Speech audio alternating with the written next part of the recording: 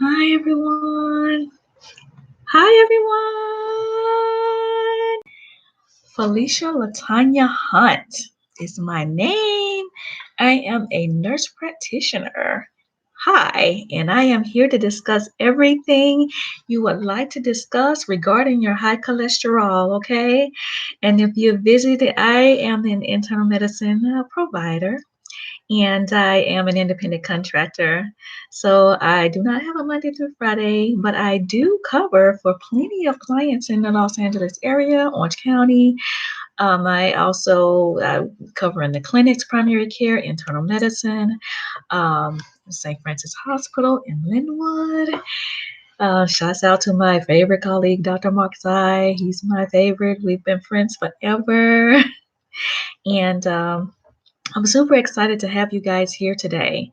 Um, my discussion today would include um, high cholesterol. What's the meaning of high cholesterol?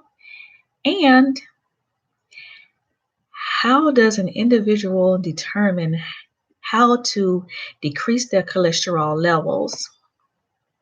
First of all, it is recommended that every individual visits the primary care provider once a year to have your cholesterol levels checked, along with, of course, your hemoglobin A1C, which is your diabetes level, your thyroid levels, and all of those other important laboratory values as well, your sodium, your potassium level, everything. But today I want to specifically focus on the cholesterol level. And first of all, we have the high cholesterol, which is your total cholesterol, and the triglycerides. And we have the HDL, which is your good cholesterol, and your LDL, which is your bad cholesterol. And when you visit the doctor's office and review your lab results, most oftentimes individuals who are obese, and the definition of obesity is any individual with a body mass index above 30. Overweight is any individual with a body mass index above 25. So 25 to 30 body mass index is overweight. Obesity is anything above 30. Morbid obesity is anything above 40. So those individuals who are obese and a few individuals who are overweight, they are most prone to have trouble with high cholesterol levels. So let's talk about those levels. When an individual has a high cholesterol level, anything above 150, then we start to determine what type of diet does this individual consume on a daily basis. And then the triglycerides are the sister, which is the precursor to the high cholesterol level. And the triglycerides are important because they help they're like the mainstay of the cholesterol family, I would say, in lay terms. So when the triglycerides and cholesterol levels arise, and that's when the triglycerides usually above 200 is when the clinicians will really get worried, and they're thinking about, okay, diet and exercise control, and also medications.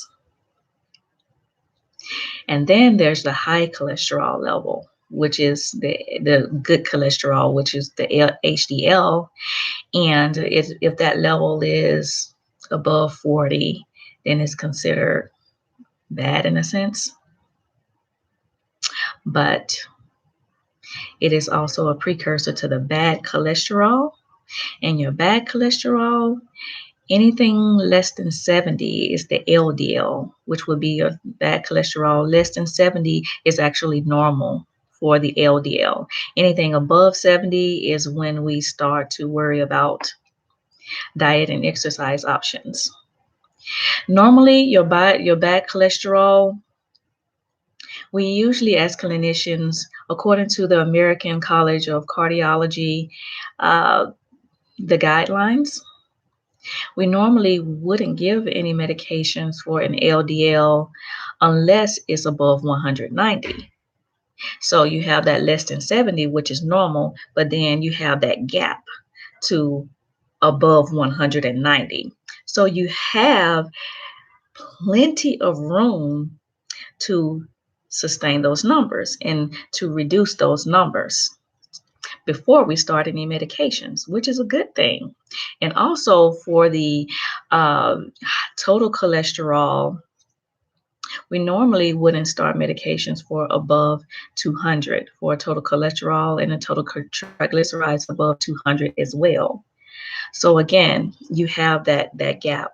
You have a large gap to where, okay, if your numbers are like above 150, 160, you have until above 200 before we even consider starting medications, okay? So let's talk about how can we keep these numbers down and how can we regulate these numbers to the point to where we won't develop a heart attack and we won't develop strokes. Because the now keep in mind, just uh, we won't start any medication until the numbers get above 200, or if the bad cholesterol is above 190. However, in select individuals who are morbidly obese and they have trouble getting exercise in, and they tend to have more challenges of regulating their diet, then we may consider starting medications for those individuals, okay? So I want to talk about diet options. It is a new year. It is a new millennium, and at least 2020 seems like it anyway, okay?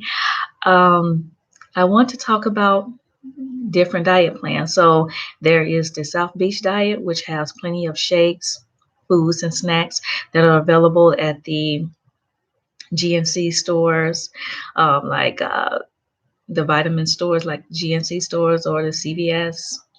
But Amazon is what I was searching the other day. So Amazon has a great selection of diet options. They have South Beach diet snacks and foods that you could just order and they're delivered within a couple of days. They have Nutrisystem foods and snacks. They have the keto diet. So every diet plan doesn't work for every individual. So we have to, as individuals, determine which diet plans works for us. And the only way to do that is to just try maybe one or two plans and see if it works for you. Also, let's talk about exercise options as well. Of course, there's gym workout. There is, for me, I live in Orange County, California, so I have been going to the exercise on the Fullerton stairs because we have huge amount of stairs to get some great cardio in. And also they have the weight benches there where you can do some strength exercises as well. And I love it because it's free. And a lot of patients that come into the clinic are saying that, oh, I can't afford an exercise plan, or I can't afford to go to the gym because it's expensive and I just can't afford to. And granted, I understand. I'm not a rich person myself either. So I always look for different ways to save money.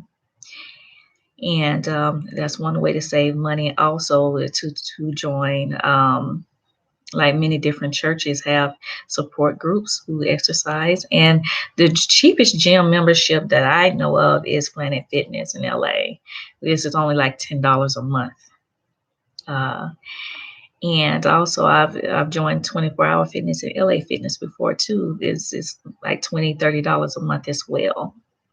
if you can afford it. But if not, there's plenty of things in the community. If you have children and they're in high school or they're participating in any types of sports in school, then that's a good thing as well, is to kind of maintain activity with the kids as well. And then also walking in the neighborhood, running in the neighborhood at the parks where they have the tracks where you could just run and get some cardio in. And also, I walked into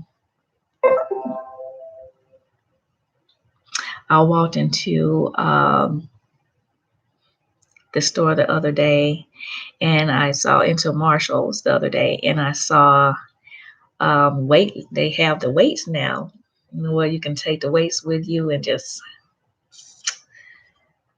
and to get some good strength exercises, strength training while you're walking or while you're running. So that's really good as well. And then next, I want to talk about how high cholesterol, if your numbers aren't controlled, can definitely lead to heart attacks and strokes. And we want to definitely lessen those chances, okay? So tomorrow I'm going to have a discussion regarding, chest pain and heart attacks, how to recognize how you're, whether or not you're having a heart attack or if it's just chest pain or muscle pain into the middle of the chest. Please tune into my channel tomorrow. I'm going to have a huge discussion regarding cardiology and heart healthy. And we're going to talk a little bit more about diets and exercise control as well, okay? And I just want everyone to just comment. Please subscribe to my channel. And then let's just talk about it. Have you visited your doctor? Do you have questions that the doctor didn't answer for you in the office? I can answer those for you. I have colleagues that I talk to on a daily basis almost, and we're always collaborating with each other. Also, I listen to Sirius XM, which is Dr. Radio, Sirius XM 110, and they're really good on that channel as well. But I'm here as well, and I would love to talk to you about any treatment plans that you have gotten from your doctor, any questions that you have, something that you don't understand, and then also today I would like to talk about high cholesterol medications and when we do start those.